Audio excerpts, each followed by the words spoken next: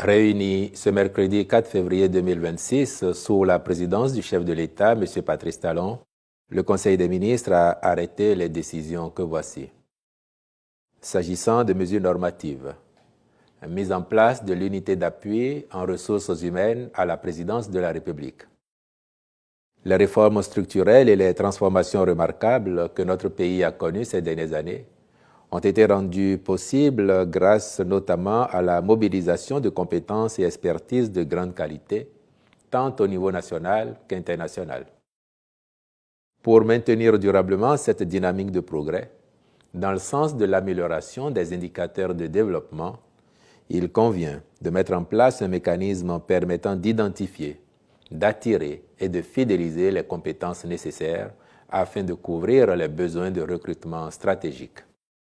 Ceci favorisera la disponibilité, en temps voulu, de profils recherchés à déployer diligemment auprès des structures de l'État qui en exprimeraient le besoin.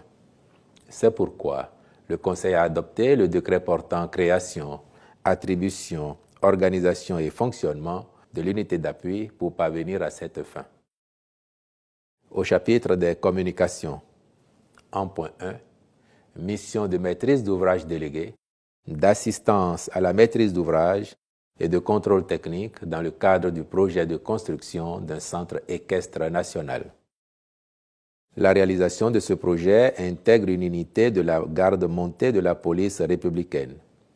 De façon globale, il sera érigé d'importantes infrastructures sportives, dont celles destinées à la pratique de l'équitation militaire et civile avec des équipements socio-éducatifs.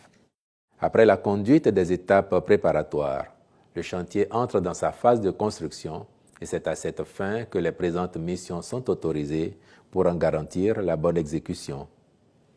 En point 2, mission de maîtrise d'œuvre complète, dans le cadre du projet de construction du marché régional de Houessi à Ekpe, commune de Semekpoji. C'est une infrastructure marchande de grand standing qui s'inscrit dans le vaste programme de construction et de modernisation des marchés urbains et régionaux, dont la finalité est de doter les communes d'équipements modernes et fonctionnels. Le projet contribuera conséquemment à l'accroissement notable des recettes de la commune et à créer plusieurs emplois connexes liés à son fonctionnement.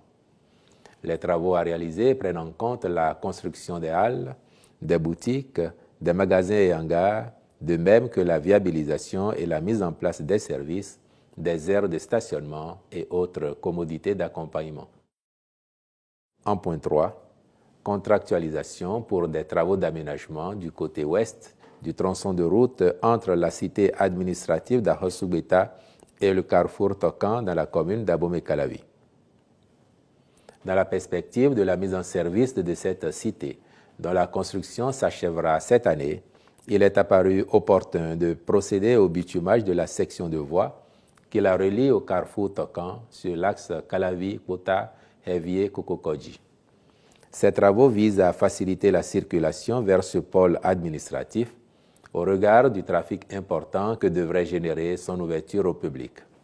Ils comprennent l'aménagement en revêtement bitumineux du tronçon sur 2,26 km avec une emprise de 20 mètres, une chaussée bidirectionnelle, soit en 2 fois une voie, et des ouvrages d'assainissement connexes. La construction d'un collecteur enterré de 200 x 200 sur un linéaire de 1,36 km pour le drainage des eaux vers l'exutoire de Toba. La mise en place d'équipements de sécurité et de lampadaires solaires photovoltaïques. La plantation d'arbres d'alignement et l'aménagement des espaces verts. En autorisant leur réalisation, le Conseil a, par la même occasion, marqué son accord pour que les cabinets retenus en assurent le contrôle, la surveillance et la maîtrise d'ouvrage délégués. En point 4, mission de maîtrise d'œuvre complète et de fourniture d'équipements pour l'installation des blocs modulaires en vue de la mise en place des campus numériques. Pour renforcer la qualité et la formation dans les universités publiques, un projet de téléenseignement a été initié.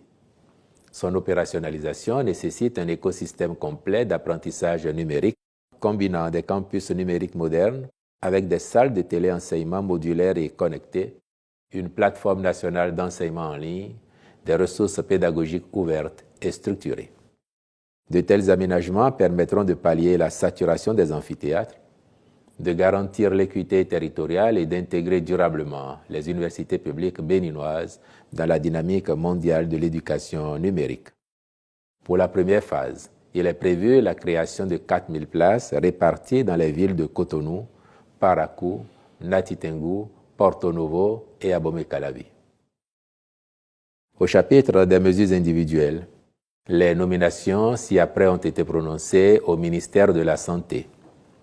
Directeur général de l'Agence nationale des soins de santé primaire, M. Mentoïg Benan Blaise Guézomenvo. Directeur général de l'Agence nationale pour la transfusion sanguine, M. Orubagou Yoru Chabi, je vous remercie.